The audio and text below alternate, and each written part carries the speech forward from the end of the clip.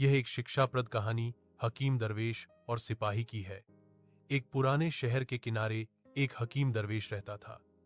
वह सादे कपड़े पहनता, कम बोलता और ज्यादा सोचता था। लोग कहते थे कि उसके पास दवाओं से ज्यादा बुद्धिमानी है। शहर के लोग उसके पास बीमारी से ज्यादा दिल के दुख लेकर आते। एक दिन बादशाह का एक सिपाही उसके पास आया। सिपाही जाहिरी तौर पर शक्तिशाली था, मगर उसकी आंखों में बेचैनी थी। उसने कहा, हकीम साहब, मैं हर जंग जीत लेता हूं, मगर मेरे दिल को सुकून नहीं मिलता। रात को नींद नहीं आती, दिल भारी रहता है। हकीम दरवेश ने उसकी नब्ज देखी, आंखों में झांका और मुस्कुरा कर बोला, तुम्हारी बीमारी जिस्म की नहीं, जमीर की है। सिपाही चौंक गया, बोला, जमीर की बीमारी?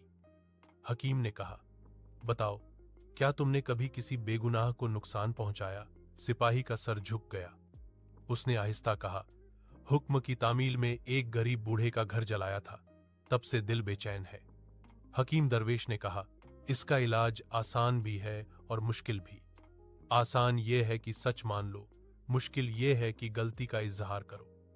सिपाही ने पूछा, मैं क्या करूं? हकीम ने जवाब दिया, इस बूढ़े को तलाश करो, उससे माफी मांगो और उसका घर दोबारा बनवा दो। सिपाही ने वैसा ही किया। कई दिनों की तलाश के बाद उसने बूढ़े को ढूंढा, माफी मांगी और अपनी तनख्वाह से उसका घर बनवाया। कुछ हफ्तों बाद वह फिर हकीम के पास आया। उसके चेहरे पर सुकून था। हकीम साहब, अब नींद भी आती है और दिल भी हल्का है। हकीम दरवेश मुस्कुराया और बोला, याद रखो, ताकत तलवार में नहीं, इंसाफ और शर्मिंदगी में होती है।